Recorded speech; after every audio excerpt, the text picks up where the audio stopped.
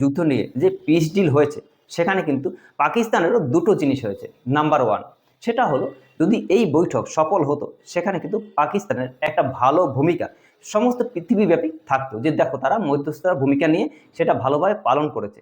এবার যখন এই মধ্যস্থকারীর ভূমিকা নিয়ে তারা সেটা পালন করতে পারেন, বা একে আপনি পাকিস্তানের ডাউনফলও বলতে পারেন, যেখানে ভারত কিন্তু সবসময় নিরপেক্ষতার ভূমিকাই নিয়েছে। দেখুন পাকিস্তান যে এখানে মিডলম্যানের ভূমিকা গ্রহণ করেছে, সেখানে কিন্তু ইসরায়েল, আমেরিকা এবং ইরানকে আলাদা আলাদা বক্তব্য দিয়েছে, এবং সেজন্য কিন্তু যুদ্ধটা আরও বড় রকমের ধারণ করেছে। কীরকম? আমেরিকাকে বলেছে যে এই যে যুদ্ধ চুক্তি হয়েছে 2 সপ্তাহে, সেখানে লেবানন নেই। আবার ইরানকে বলেছে যে এই যে যুদ্ধ চুক্তি হয়েছে সেখানে লেবানন আছে, মানে লেবাননে কোনো হামলা করা যাবে না। এই যুদ্ধ চুক্তির মধ্যে লেবানন পড়ে। লেবাননটা কেন বলা হয়ে থাকে? লেবাননে যে হিজবুল্লাহ গোষ্ঠী আছে তারা জঙ্গি গোষ্ঠী হিসাবেই দেখে ইসরায়েল, এবং তাদের আর্থিক থেকে শুরু করে তাদের অস্ত্র সব কিছু কিন্তু এই ইরানই প্রোভাইড করে। যেহেতু এই ইসরায়েল, ইরান এবং আমেরিকার যুদ্ধের সময় কিন্তু ইসরায়েলে প্রচুর পরিমাণে বোমা বর্ষণও করছে এই হিজবুল্লাহ, মানে লেবাননের গোষ্ঠী। সেই জন্য ইসরায়েল চায় এই লেবানন এই যে যুদ্ধ চুক্তি হয়েছে 2 সপ্তাহ তার বাইরে থাক, এবং তারপরে কিন্তু এই যুদ্ধ চুক্তির মধ্যেই ইসরায়েল লেবাননে বড় আকারে হামলা করেছে, সেখানে প্রায় 200 মানুষও মারা গিয়েছে, এবং সেটা একটা রাষ্ট্রীয় শোকে তারা নিয়েছে লেবাননের সরকার। লেবানন কিন্তু সাধারণত 3টে গোষ্ঠী আছে, শিয়া, সুন্নি এবং খ্রিস্টান। সেখানে 60 লক্ষের মতো জনসংখ্যা, যার মধ্যে 20 লাখ শিয়া, 20 লাখ সুন্নি এবং 20 লাখ খ্রিস্টান।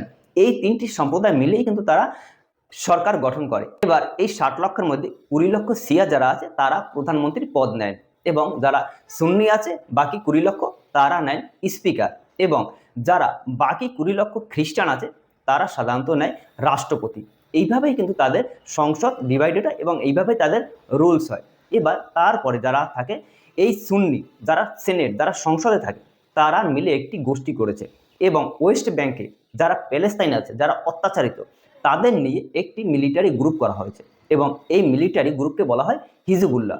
অর্থাৎ এই হিজবুল্লাহ কিন্তু সবসময় ইসরায়েলের বিপরীতে থাকে, আর ইসরায়েলেরা প্রচুর আক্রমণও করে। 2023 সালেও কিন্তু এরা আক্রমণ করেছিল।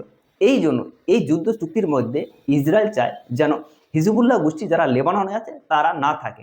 আর আমি বলতে চাইছি এই লেবাননের হিজবুল্লাহ গোষ্ঠী নেই কিন্তু এই পাকিস্তান বিভিন্ন জায়গায় বিভিন্ন মন্তব্য দিয়েছে, একরকম আমেরিকাকে বলেছে, একরকম ইরানকে বলেছে। এই জন্যই কিন্তু এই যে বৈঠকটা সম্পূর্ণভাবে বাতিল হলো, এটাও কিন্তু তার একটা কারণ। দ্বিতীয় কারণ হলো ইসরায়েলের অনুপস্থিতি। যতক্ষণ না এই বৈঠকে ইসরায়েল উপস্থিত থাকে ততক্ষণ কিন্তু এই বৈঠক সম্পূর্ণরূপে ভেস্তেই যাবে। তার কারণ এই যুদ্ধে ইসরায়েল যেরকম আমেরিকাকে পরিচালনা করবে সেই দিকে কিন্তু এই যুদ্ধটা যাবে। এবার এই যুদ্ধ বিবৃতি যখন ভেস্তে গিয়েছে, তারপরে কিন্তু ইসরায়েলের প্রধানমন্ত্রী একটি বিবৃতিও দিয়েছে, সেখানে বলেছে যে এই যুদ্ধ সামনে আরও এগিয়ে নিয়ে যেতে চায় ইসরায়েল, এবং সেখানে আমেরিকার সমর্থনও আছে। যার ফলে এই পাকিস্তানের যে মিডলম্যানের ভূমিকা সেটা তো কাজে এলোই না, বরঞ্চ এই যুদ্ধের ব্যাপারটা কিন্তু আরও বড় আকারে ধারণ করলো। এই বৈঠকের পরেই কিন্তু নেতানিয়াহু একটি বিবৃতি দিয়েছেন, এবং তিনি একটি ভিডিও পোস্ট করেছেন।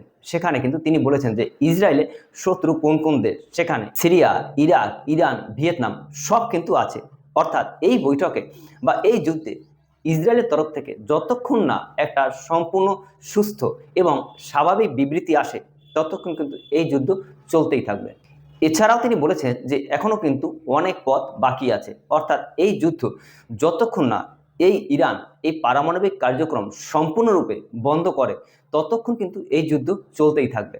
আপনাদের অনেকে মনে হতে পারে যে এই যুদ্ধে কেন ভারত এগিয়ে এলো না, এই যুদ্ধ থামানোর জন্য কেন ভারত সামনে এলো না। বিভিন্ন দেশ তো ভারতের নাম মধ্যস্থকারীর ভূমিকায় বলেছেও, যেমন ফ্রান্স, ইতালি, এরা কিন্তু বলেছে যে এই যুদ্ধ থামানোর জন্য ভারত কার্যকারী ভূমিকা নিতে পারে। এই ব্যাপারেই একজন সাংবাদিক আমাদের জয়শঙ্কর স্যারকে প্রশ্ন করেছিলেন। তখন জয়শঙ্কর স্যার উত্তরে বলেছিলেন যে ভারত কোনো পাকিস্তানের মতো দালাল রাষ্ট্র নয়, অর্থাৎ এই দালালি বা মিডলম্যানের ভূমিকা কিন্তু পাকিস্তানের প্রথম নয়, ইতিহাসে আরও আছে। এবার এই জন্যই কিন্তু জয়শঙ্কর স্যার বলেছেন যে ভারত পাকিস্তানের মতো দালালি রাষ্ট্র নয়, পাকিস্তানের বর্তমান অবস্থা দেখেই শেখা উচিত। অর্থাৎ ভারত যেটা করলো সেটা ঠিকই করেছে। ইরানের হাতে এখন মাত্র দুটো চাবি, একটা হলো এই হরমুজ প্রণালী, আর একটা হলো নিউক্লিয়ার উইপন। এবার এই হরমুজ প্রণালী নিয়ে কিন্তু আবার ডোনাল্ড ট্রাম্প একটি বড় বার্তা দিয়েছে। তিনি বলেছেন এই হরমুজ প্রণালী থেকে কোন কোন জাহাজ চলতে পারবে আর কোন কোন জাহাজ চলতে পারবে না। অর্থাৎ এরপর থেকে পাহারাদারের ভূমিকা থাকবে আমেরিকা।